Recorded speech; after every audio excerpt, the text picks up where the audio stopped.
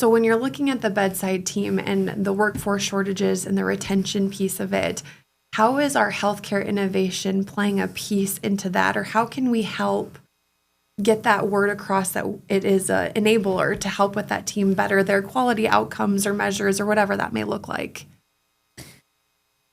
Yeah.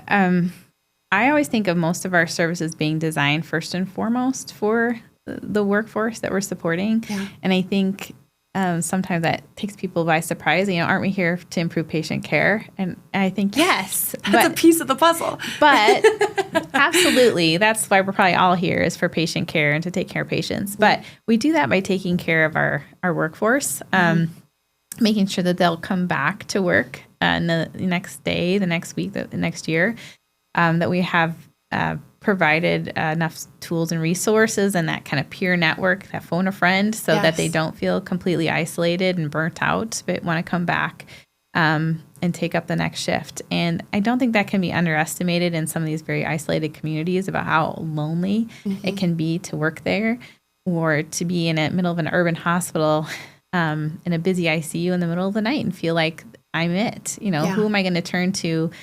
Who's going to support me? And I think of telehealth as being that support network for these clinicians. I always want to be that resource that they can count on to take a load off, or confirm that they're doing everything that they can do, coaching them if they've got questions, just being right there at their elbow to make their job a little bit easier so that they can get on to the next patient.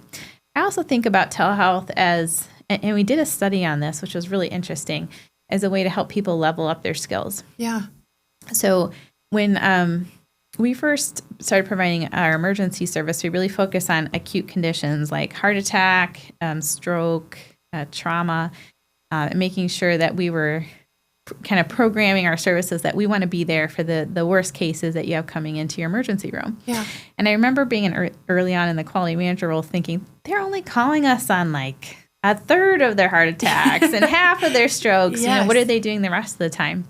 And so we partnered with the University of Iowa, and they actually came in and did a study that was really interesting. And what they found is, kind of using some standard CMS benchmarks for quality, that there was a before eCare level, and then there was this after eCare level. Okay. And what they had found is that when we had our emergency service up on the camera, we were more likely to hit, certain parameters, make sure every patient's getting aspirin, getting that really quick EKG, if they're a candidate for lytics, that they're getting that we're transferring them as quickly as possible. So we're hitting all these metrics. But what we found is that they were also now hitting them more often when we weren't involved.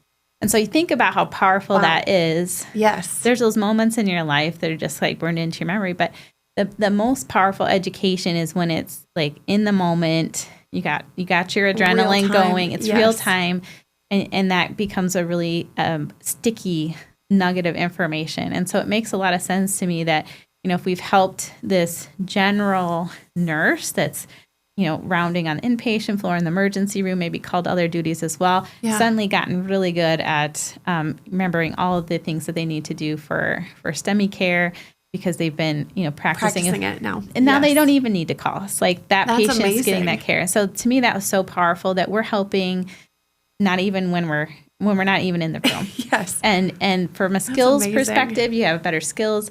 You have that competence that nurse is like, I got this. I know what to do. And that makes them more likely to stay in that role where they're wearing many hats in that hospital. That's amazing. I've not heard that story before. That's so cool to hear. I'm like, we got to do another study on this.